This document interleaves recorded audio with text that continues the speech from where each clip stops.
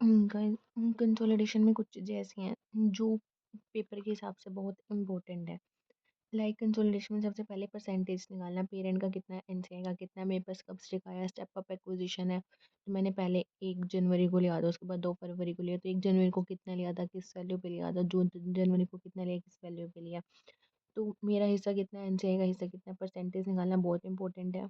Second, acquisition date कब है, consolidation date कब है, डेट निकालते ही यहाँ टाइम पीरियड लिख लेना है, से कितने मंथ या ईयर आ रहे हैं, कितने मंथ या ईयर आ रहे हैं। ठीक है।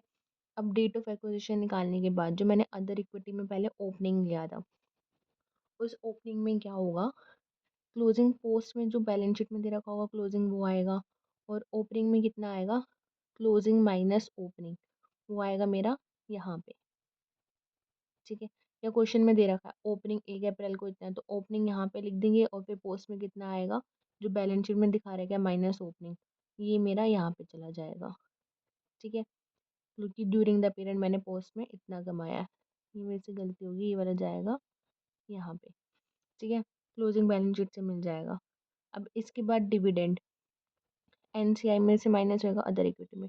डिविडेंड का एक खास स्पेशल पॉइंट है, अगर डिविडेंड लिखा हो कि 1 अप्रैल को पे किया है, प्रीवियस ईयर का पे किया है और उसने रिसीव करके अपने पीएनएल में क्रेडिट कर दिया, तो मुझे डिविडेंड पोस्ट में ऐड करके प्री से यहाँ से डिविडेंड माइनस कर देना होगा, जो मेरा बनेगा स्पेशल एडजस्टमेंट, जो मेरी यहाँ पे आएगी स्पेशल एडजस्टमेंट डिविडेंड को लेके।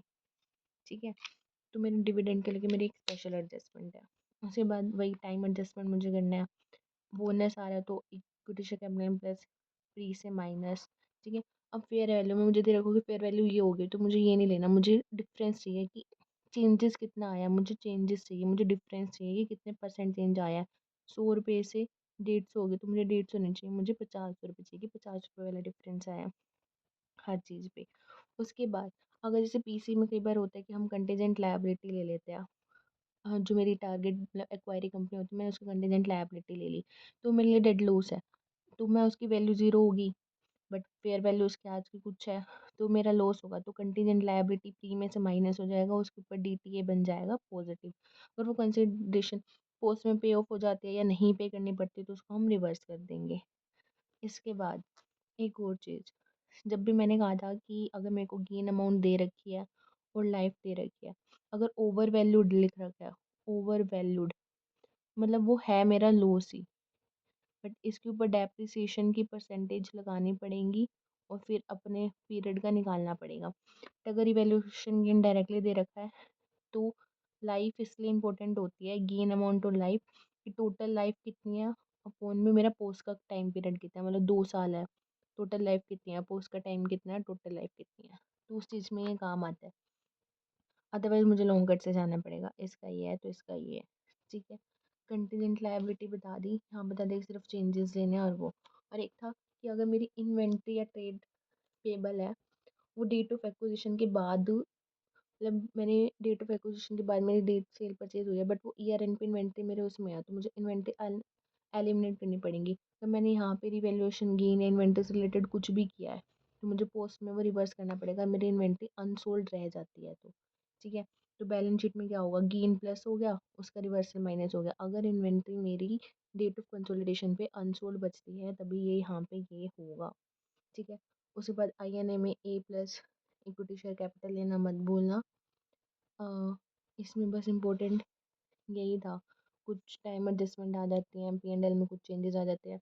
अब एक बात ध्यान रखना, पीएनएल ने अगर जिसका इफेक्ट एसएफएस में ले लिया, उसका इफेक्ट सीएफएस में नहीं आएगा, सीएफएस में ले लिया तो एसएफएस में नहीं आएगा, स्पेशली फॉर पीसी, पीसी के पर्पज से।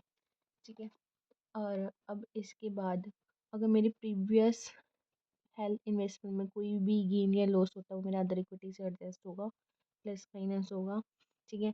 Previously held date of consolidation पे फेयर वैल्यू, मुझे नंबर ऑफ शेयर होंगे मेरे पास, उसको मुझे fair value date of acquisition time पे जो मतलब 31 मार्च को होगी मेरी, उस दिन की फेयर वैल्यू से मुझे मल्टीप्लाई करके वो वैल्यू यहाँ पे लेनी पड़ेंगी।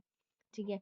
अगर मेरी प्रेफरेंस शेयर कैपिटल थी, तो मान लो फेयर उसकी बुक्स में वैल्यू 60 लाख है, मैंने मतलब कि जो पेरेंट कंपनी है उसने सब्सिडी में इन्वेस्ट कर रखा है, बुक में वैल्यू 60 लाख है बट उसकी नॉमिनल वैल्यू 22,50,000 ही है, तो 60 माइनस 22,50,000 एनसीए में मेरा वो प्लस होगा। मैंने यहाँ लिखा नहीं है बट वो ध्यान रखना। इंटरग्रुप ट्रांजेक्शन है, दो जगह इफेक्ट करेगी। मान लो ट्रेड रिसीवेबल थे दोनों कंपनी, मतलब सब्सिडी की बुक में ट्रेड रिसीवेबल इसका था, तो ट्रेड रिसीवेबल माइनस होगा और ट्रेड पेएबल में से भी माइनस होगा, तो हमेशा इंटरग्रुप ट्रांजेक्शन का दो जगह इफेक्ट आएगा। ठीक है, एक तो ये ध्यान रखना। उसके बाद ये कुछ इम्पोर्टेंट है कि पूरा पीसी एलिमिनेट होगा इन्वेस्टमेंट से, मतलब इन्वेस्टमेंट से मुझे मेरा पूरा इन्वेस्टमेंट अदा नहीं है, जितना मैंने पीसी में इन्वेस्टमेंट दिया मुझे बैलेंस शीट में कंसोल करते टाइम इन्वेस्टमेंट से माइनस करना होगा। स्टेप ऑफ एक्विजिशन में कितने परसेंट शेयर मैंने पहले लिए थे, टोटल सब्सिडी के कितने परसेंट शेयर है, परसेंटेज निकालना पड़ेगा। डेट ऑफ एक्विजिशन में कितना परसेंट, टोटल मेरे पास कितना स्टेक आ गया दोनों मिला के, उसके बाद एनसीए का कितना स्टेक बचा। पीसी डेट ऑफ एक्विजिशन का लेंगे और fair value of previously held investment जो मैंने अभी प्रीवियस बताई। प्रीवियसली हेल्ड इन्वेस्टमेंट में गेन लॉस जो भी होगा, एक तो इन्वेस्टमेंट से में से माइनस होगा और अदर इक्विटीज में से माइनस होगा। ठीक है, तो मतलब इन्वेस्टमेंट से पैसे भी माइनस होगा और ये गेन लॉस में माइनस होगा।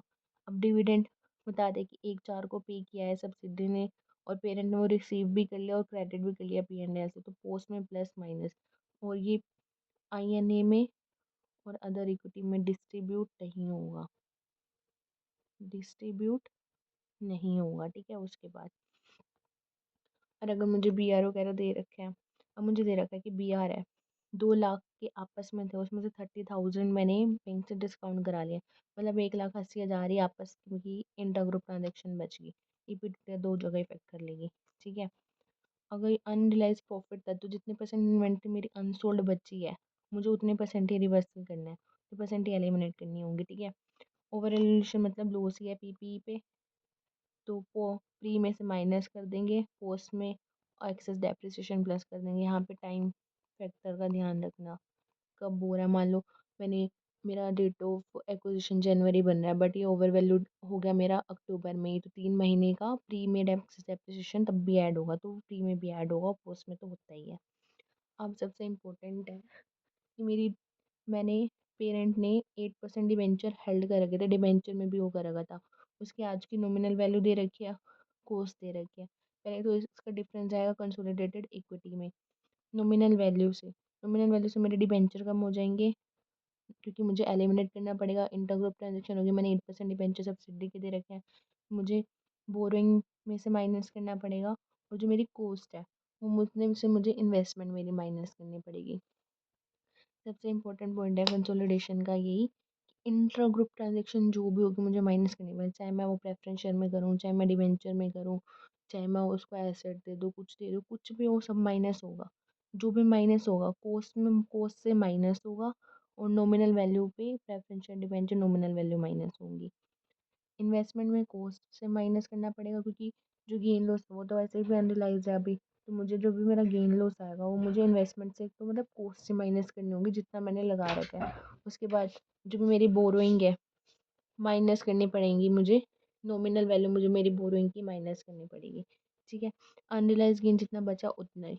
अब एक आता है कि ये रहा inventory, after acquisition cell purchase हुई है बट अनसोल्ड है, तो मुझे करना पड़ेगा पोस्ट में से माइनस करना पड़ेगा और यूआरपी माइनस करना पड़ेगा बैलेंस शीट की इन्वेंट्री में से भी। माइनस हो रहा है डीटीएल, डीटीए क्रिएट हो जाएगा, नेगेटिव तो डीटीए, पॉजिटिव तो डीटीएल। बस मेरा पूरा इसमें यही है, ये चीज़ ध्यान रखना क्वेश्चन करते टाइम ओपनिंग कैसे आ रहा है, डिविडेंड टाइम एडजस्टमेंट, बोनस की स्पेसिफिकली ध्यान रखना कि बोनस की ये थी। उसके बाद अगर मेरा कुछ भी पीसी से रिलेटेड आता है तो मतलब मान लो मुझे 1 साल की अनवाइंडिंग करनी है, मतलब मेरा पोस्ट जब मैं कंसल्टेशन में 2 साल, तो मुझे 2 साल की अनवाइंडिंग माइनस करनी पड़ेगी। अनरिलाइज गेन यहाँ पे करना पड़ेगा, प्रॉफिट एंड लॉस जो भी इन्वेस्टमेंट पे आएगा वो मुझे यहाँ पे अदर इक्विटी में लेना पड़ेगा। ठीक है, तो ये सब करना पड़ेगा एंड डेट्स इट। थोड़ा चेन होल्डिंग इम्पोर्टेंट है एंड ये बस।